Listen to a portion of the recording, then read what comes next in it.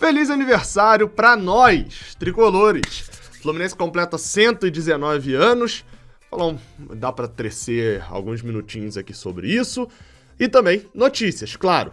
A CBF prevendo aí uma possível volta de público na Copa do Brasil. A gente precisa conversar um pouco mais sério sobre isso. Tem também notícias sobre Léo Xu? Não. Outro jogador do Grêmio que o Fluminense também tem interesse, pode vir a contratar. Já tá, enfim, partindo pra cima do jogador. E, além disso, Marlon. O assunto Marlon, o Fluminense querendo resolver já o mais rápido possível esse assunto. Roda a vinheta aí, giro de notícias. Vai, já deu like. Já deu like. E aí o like? O like, não esquece. Eita. Seja bem-vindo, você guerreira de todo o Brasil, de todo mundo, aqui é o canal Raiz Tricolor. Eu sou o Gabriel Amaral, sou jornalista de formação e sou tricolor de coração. Tudo bom, porque é aniversário, é Flu 119, aniversário do Fluminense hoje. Pra quem não sabe, Fluminense 21 de julho de 1902, o ano ali, a data, enfim, que completa agora em 21 de julho de 2021, 119 anos, esperando já ansiosamente o aniversário do ano que vem, com o Fluminense fazendo 120 anos, né? A gente fez o centenário em 2002, tem documentário no Amazon Prime, se eu não me engano, Amazon Prime Video, você encontra lá um documentário do Fluminense ali em 2002, 112 anos, um ano especial, né? Quando a gente fez em 2012 o Tetracampeonato Brasileiro, enfim, 2012 um ano especial, né? O 31º Carioca, e agora no ano que vem a gente vai chegar aos 120. Mas sobre 119 vale destacar, né?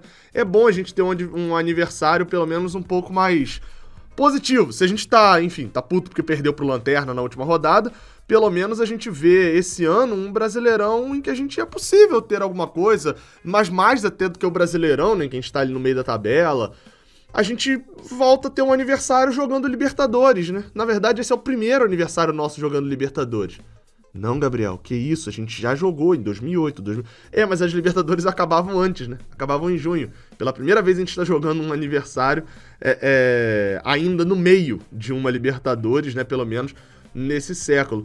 E é bom ter um aniversário assim, né? 2019 foi bem, né? No meio ali de uma época muito conturbada, o Fluminense tinha antecipado a eleição, e aí depois disso tava na lanterna ali com o Fernando Diniz, enfim, toda aquela confusão imensa. Em 2020, pandemia, né? Ainda ali naquele período entre a final do Carioca e o início do Brasileirão, teve até a FluFest e tal, e nesse ano, mas porque muita coisa já tava organizada, né? E nesse ano, show de Ferrugem e tal. Nesse ano, eles preferiram não organizar, né, até por questões de Covid mesmo. O livro mesmo, que normalmente sempre sai um livro no aniversário do Fluminense, vai sair acho que no final desse mês, início de agosto, se eu não me engano. O Daniel Cohen já acabou de escrever, né, tá ali finalizando as coisas. E pro ano que vem, e provavelmente, né, já tá se programando para que no ano que vem a gente tenha aí sim uma volta de uma big festa, uma Flu festa, né, Flu Fest, para comemorar os 120 anos do Fluminense. Se Deus quiser, já com uma taça lá em Laranjeiras, bonita assim, ó, com a base grandona, assim, aí uma bola grandona e um jogador em cima. Famosa taça da Libertadores. Enfim, comemora o dia nosso, porque os tricolores somos todos nós, o Fluminense somos todos nós, então é o nosso aniversário também. Depois de tecer essas palavras, digo que esse vídeo aqui é patrocinado pelo aplicativo OneFootball, que tem todas as notícias lá nele. Se você clicar no link que tá aqui na descrição, eu te prometo que você terá um aplicativo muito bom, de graça no seu celular, com muita informação, beleza? Clica aqui na descrição. Vamos para as outras notícias do dia, né? Bem, a primeira é sobre Marlon, notícia do Netflu, de que Marlon ainda não tem uma decisão sobre ele. O Fluminense escreveu o jogador na Libertadores, né? Ele entrou, foi um dos que entrou ali na inscrição, saíram vários jogadores, né? Que estão emprestados, Samuel Granada, etc. Marlon foi um dos que foi inscrito.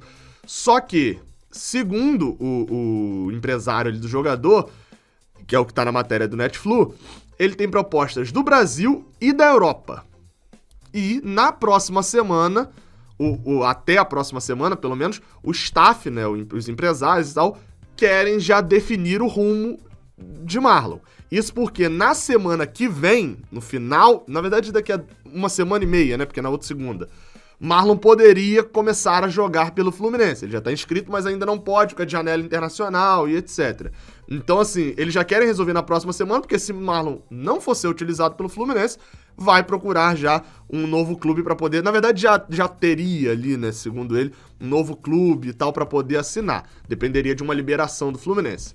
Sendo bem sincero, não acho que seja interessante o Fluminense nem liberar de graça o jogador. Marlon é um jogador muito promissor que ainda não deu certo no Fluminense, mas e acho que hoje seria um jogador de fato, não para ser titular no lugar de Egídio, mas para poder disputar com Danilo Barcelos. Vale destacar, Marlon, se ele quiser sair do Fluminense, ele pode assinar um pré-contrato agora. Ele ficaria sem jogar até o final do ano, mas em janeiro já poderia estar em definitivo com o novo clube, porque ele tem contrato só até o final desse ano. Vamos ver o que o Fluminense e o staff vão se decidir na semana que vem para poder saber se o jogador fica ou não. Bem, outro assunto é sobre Darlan, ou como chamado na matéria do Saudações Tricolores, que é quem trouxe a informação, Darlan Mendes. Mas nunca ouvi ninguém falando Darlan Mendes, né? Sempre ouvi mais Darlan mesmo. Bem, além da notícia do GE de que o Fluminense tem interesse em Léo Chu, o Saudações Tricolores trouxe também a situação de Darlan, que também, assim como Léo Chu, interessa ao Fluminense.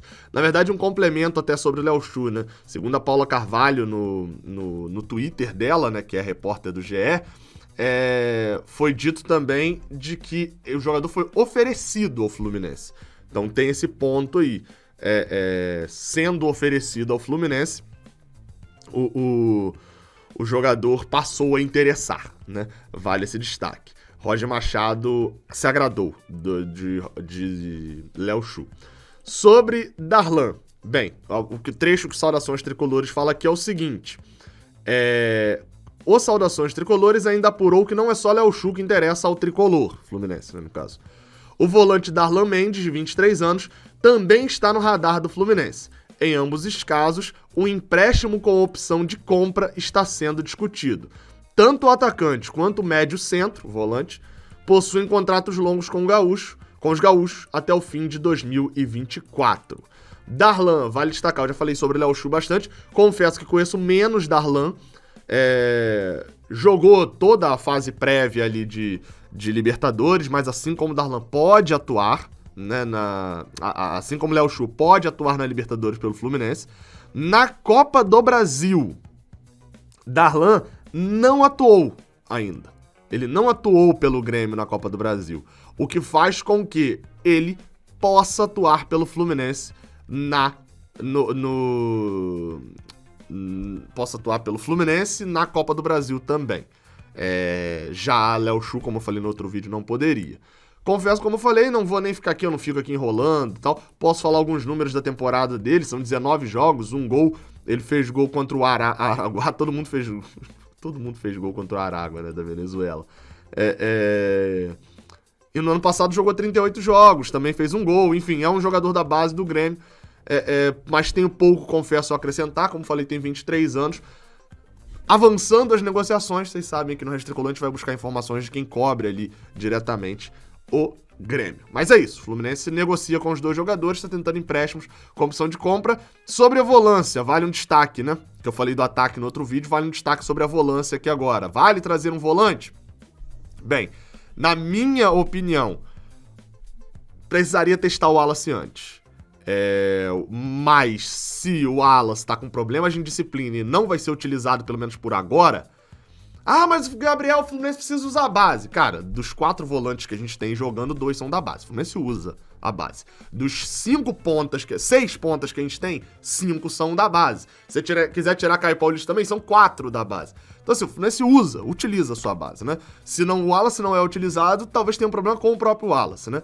Mas se for questão de disciplina mesmo, ele não vai ser utilizado agora, o Fluminense precisa de um volante, aí eu concordo porque eu prefiro o Darlan do que o Wellington. Mesmo que o Fluminense não ganhe nada de vitrine depois.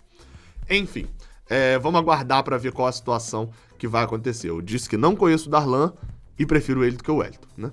Tá bem óbvio aí qual é a situação. Vamos para a próxima notícia. Bem, notícia e informação, na verdade, né, do Rodrigo Matos no portal UOL, de que a CBF prevê volta de público em forma de teste nas quartas de final da Copa do Brasil. A ideia é utilizar as quartas de final da Copa do Brasil como um projeto piloto para poder voltar o público. Sempre bom a gente lembrar, tá? Eu fui um dos que bati aqui várias vezes no ponto de que não é a hora, a volta tem que ser pensada, tem que ser com calma, e eu acho a ideia de ter um jogo piloto, né, ou pelo menos um número limitado de jogos como piloto, algo interessante. A Copa do Brasil utilizar isso já nas quartas, a gente pode discutir e ter um outro ponto, talvez para uma final, alguma coisa, isso já com uma restrição de vacinados, etc, etc. Isso é uma outra conversa. Acho que as quartas de final ainda são muitos jogos. A CBF ainda quer testar na Copa do Brasil porque fica justo, do tipo, é só aquele confronto. Se um confronto tiver, não influencia no resto da competição, né? Se só o jogo do Fluminense e do Criciúma, por exemplo, oitavas, tá? Seria só nas quartas. Tiver, não vai influenciar no São Paulo e Vasco, de Fluminense e Criciúma terem público, porque não estão concorrendo. É só ter jogo no Maracanã e ter jogo no Criciúma. Essa é uma das dificuldades. A CBF vai precisar fazer uma negociação com os estados e os municípios que tiverem jogos. E, bem, se for no esquema que tá sendo a situação do Flamengo lá em Brasília pro jogo da Libertadores, aí eu discordo completamente. Se forem só vacinados, com o teste PCR negativo e não algo falsificado, etc. Enfim, todas as restrições possíveis, uma determinação de faixa etária, né, ali entre uma faixa etária que não vá, por exemplo, idosos, etc., com um controle rígido, que eu acho que só seria possível tendo 2 jogos numa semana. 4, já acho complicado. Mas ok, voltando para a questão do número de cidades que a CBF precisaria negociar. Hoje são 12 cidades nas oitavas de final de 10 estados. São Paulo tem a capital e Santos, e a Bahia tem Salvador e Juazeiro. O mínimo que seria possível de cidades para a CBF dialogar ali e conseguir essa liberação nas quartas de final seria 5 cidades em 4 estados para as quartas de final. São 8 times, o mínimo possível seria isso. O máximo possível são 8 cidades de 8 estados. Há a possibilidade, aí eu acho muito difícil que em 8 estados diferentes, 8 cidades diferentes, a CBF consiga negociar ali tranquilamente para as quartas de final, que são no final de agosto. Se a gente pegar os confrontos ali, pegar o resultado óbvio, você tem ali São Paulo e Vasco, passar o São Paulo, Criciúma e Fluminense, passar o Fluminense, Vitória e Grêmio, passar o Grêmio, Fortaleza e CRB, passar o Fortaleza, Flamengo e ABC, passar o Flamengo, Atlético Paranaense e Goianiense, passar o Paranaense, Atlético Mineiro e Bahia, passar o Mineiro, e Santos e Juazeirense, passar o Santos. Sendo assim, seriam 5 cidades em 5 estados. Rio de Janeiro, na verdade 6 cidades em 5 estados, né? Rio de Janeiro, Minas Gerais, Ceará, Paraná, São Paulo, sendo que em São Paulo também é a cidade de Santos. Acho que olhando esses estados aqui, a CBF vai conseguir essa negociação. Enfim, como eu disse, acho as quartas de final ainda cedo, o final de agosto. Acho que se fosse para semifinal, que acontece ali, se eu não me engano, no meio de setembro, talvez já fosse algo mais possível, ou até mesmo utilizar um jogo, que o ida e volta, né? Que são as finais, que já são no final de outubro. Por exemplo, eu tenho 26 anos e aqui na minha cidade, em novembro, acho que eu tomo a segunda dose, né? Ou seja, em outubro, até outubro, muita gente já vai estar imunizada com as 2 doses e seria mais possível.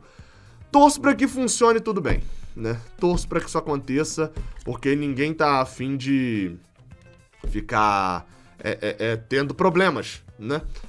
No futuro por causa de jogo de futebol, né? O ideal é que isso funcione bem, a CBF faça algo com a cabeça e não pensando somente no desespero financeiro de uma volta de público, né? Torço pela lucidez.